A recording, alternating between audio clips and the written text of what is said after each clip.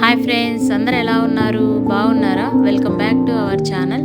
ఈరోజైతే మనము ఇంట్లోనే స్వచ్ఛమైన నెయ్యిని ఎలా తయారు చేసుకోవాలో చూసేద్దాము. నేను చెప్పిన విధంగా మీరు కూడా ట్రై చేశారంటే మంచి టేస్టీ నెయ్యి విత్ టెక్స్చర్ అయితే తయారవుతుంది. చూస్తున్నారు కదా ఫ్రెండ్స్, ఎంత మంచిగా వచ్చిందో నెయ్యి. నేనైతే ఇందుకోసము 1 లీటర్ కంట్రీ డిలైట్ పాలను అయితే తీసుకున్నాను. ఈ పాలను కాచుకొని పెరుగులాగా పేరబెట్టుకోవాలండి. పెరుగు పేరిన తర్వాత అందులో మీద మీగడైతే ఫామ్ అవుతుంది కదా, ఆ మీగడను తీసి మనము ఒక బౌల్లోకి డైలీ ఇలా కలెక్ట్ చేసుకోవాలి. ఇదైతే 1 వీక్ మీగడండి. నేను ఇలా తీసి ఒక బౌల్లో పెట్టుకున్నాను. ఇప్పుడు ఈ మీగడని మిక్సర్ జార్లోకి తీసుకోవాలండి. కొద్దిగా తీసుకొనేసి కొంచెం వాటర్ యాడ్ చేసి మిక్సీ అయితే పట్టుకోవాలి.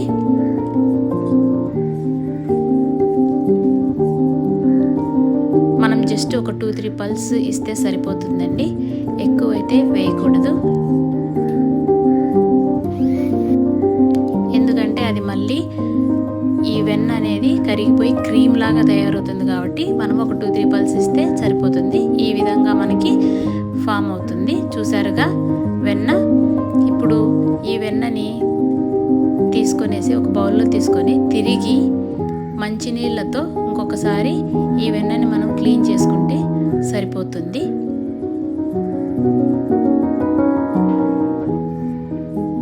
ఇలా క్లీన్ చేసుకున్న తర్వాత స్టవ్ మీద కడాయి పెట్టుకునేసి కొద్దిగా వేడెక్కిన తర్వాత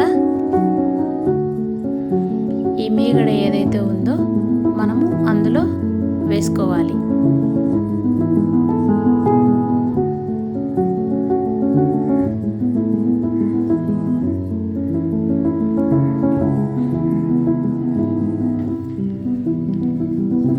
ఇలా వేసిన తర్వాత ఈ మీగడంతా ఉండలు లేకుండా కరిగే వరకు మనం బాగా కలుపుకోవాలండి.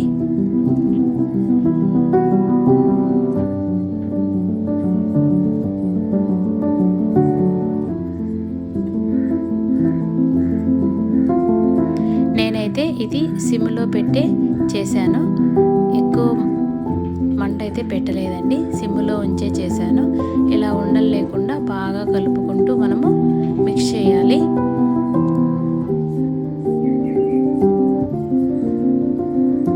ఇలాగే సిమ్లో ఉంచుకొని మనము కాచుకోవాలండి. ఫస్ట్ ఇలా నూరగా పైకి వస్తూ ఉంటుంది, మధ్య మధ్యలో మనము కలుపుకుంటూ మనము కాచుకోవాలి.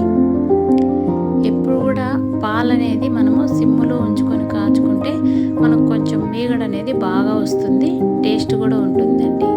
పెరుగు కూడా అలాగే టేస్ట్గా ఉంటుంది కొంచెం సిమ్లో పెట్టి కాచుకుంటే. చూసారు కదా ఫ్రెండ్స్, ఇలా కాగుతుండగా కొద్దిగా మనకు నెయ్యి అయితే పైకి వస్తుంది. ఆ వేస్టేజ్ ఏదైతే ఉందో అది కిందికి అలాగా పోతుంది. ఇప్పుడు మనకు బాగా క్లియర్గా కనిపిస్తుంది కదా నెయ్యి అనేది. మనం ఇప్పుడైతే వడపోసుకోకూడదు, ఎందుకంటే ఇది అంత మంచి ఫ్లేవర్ అయితే రాదు. ఆ వేస్టేజ్ ఏదైతే ఉందో కిందికి వెళ్ళింది కదా, అది అనేది కొంచెం కలర్ చేంజ్ అవ్వాలి. అంతవరకు మనము సిమ్లో ఉంచుకొని బాయిల్ చేసుకుంటూ ఉండాలండి. చూస్తున్నారు కదా,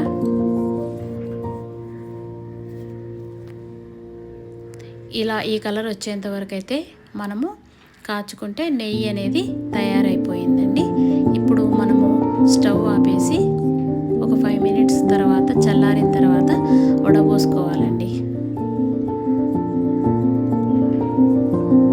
అంతే ఫ్రెండ్స్, ఎంతో టేస్టీ అయిన నెయ్యి అయితే మనకు తయారైపోయింది.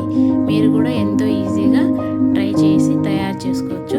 చూసారుగా, 1 లీటర్ పాలకి నాకు దాదాపు 300 ml పైన అయితే నెయ్యి అయితే తయారయ్యింది.